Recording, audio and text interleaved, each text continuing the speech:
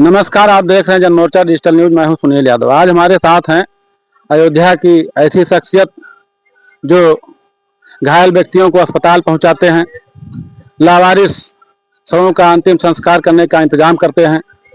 जहां आज के समय में किसी को फुर्सत नहीं है किसी से दो पल बात कर सके, ऐसे समय में रितेश मिश्रा जी सेवाएं दे रहे हैं। तो आपका बहुत बहुत स्वागत है जनमोर्चा डिजिटल में। धन्यवाद सर।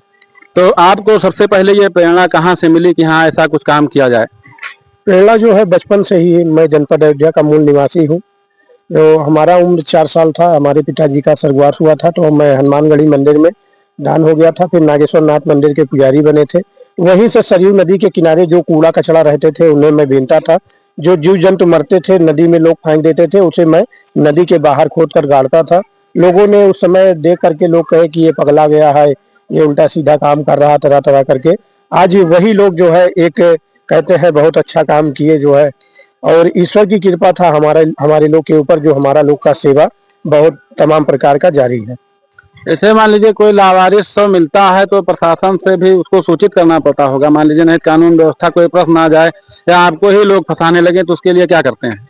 लावारिस डेड बॉडी की अगर हम लोग को डायरेक्ट सूचना होता है तो मैं अपने संबंधित चौकी इंचार्ज या कोतवाल साहब, सीओ साहब, पुलिस कंट्रोल रूम जिस क्षेत्र में रहते हैं, जैसे मैं जनपद अयोध्या में हूँ, तो अयोध्या पुलिस के माध्यम से उसका पोस्टमार्टम होता है।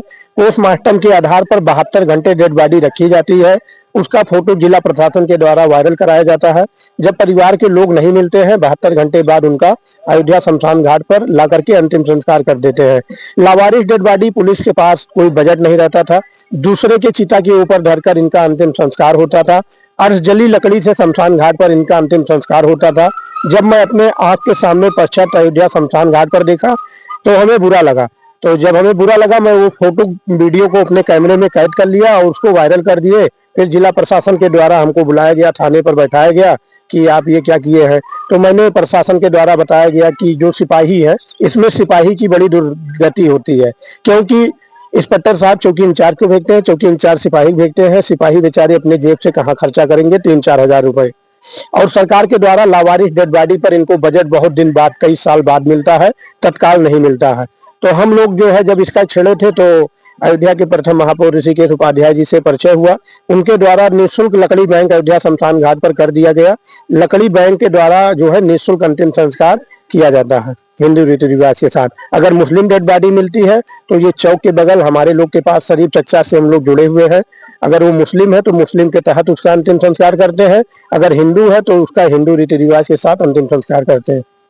अच्छा, ये बजट जो आप कह रहे हैं तभी क्या पूर्व महापौर के द्वारा ही उपलब्ध करवाया जाता है और कहीं कोई व्यवस्था है? और कहीं से कोई व्यवस्था नहीं है। ये अयोध्या के प्रथम महापौर ऋषिकेश उपाध्याय जी थे, उनका लकड़ी बैंक है, जिसमें से अयोध्या जब राम मंदिर बना है, यहाँ पर बहुत दूर दराज से लोग बिहार, उड़ीसा, महाराष्ट्र, राजस्थान, देश विदेश से लोग अयोध्या दर्शन करने आते हैं। जब किसी तीर्थ यात्री की मौत हो जाता है और मध्यम वर्ग, गरीब वर्ग के लोग रहते हैं, तो डेड बॉडी ले जाने में कम से कम 5 से 10 लाख रुपए का खर्चा लगता है उनको अन्य राज्य में ले जाने के लिए।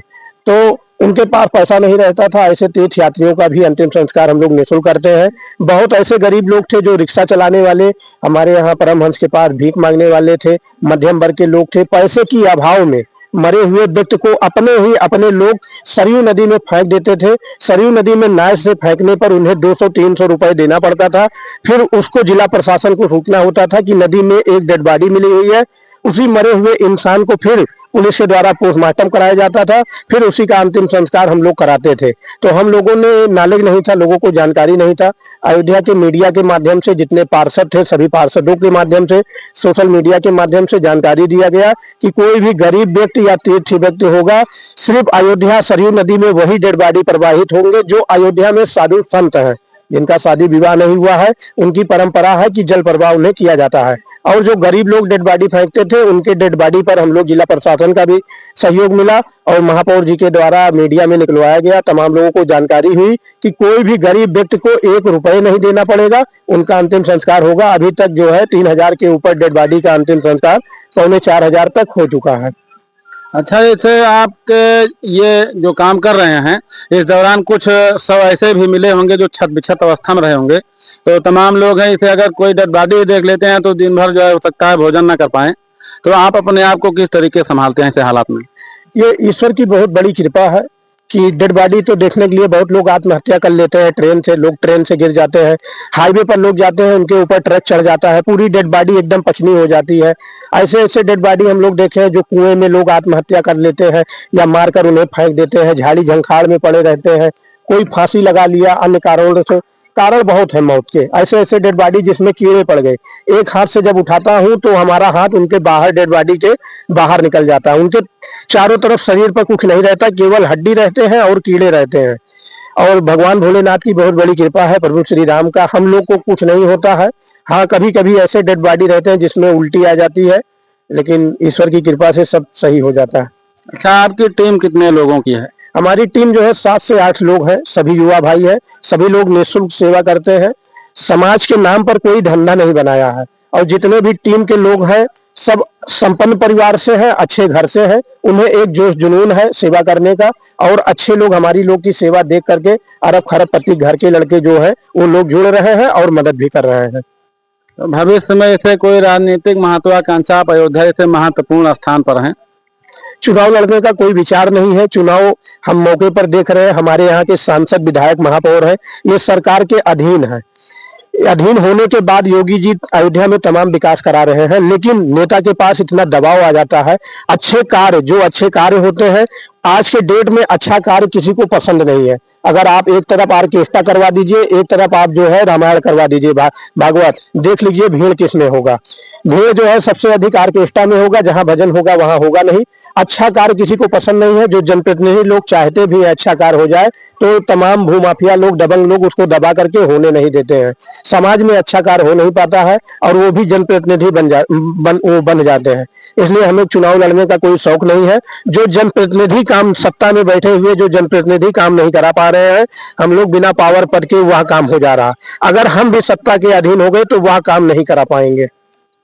बहुत बहुत धन्यवाद। अभी आपके सहयोगी हैं, भाई साहब नाम बताइए।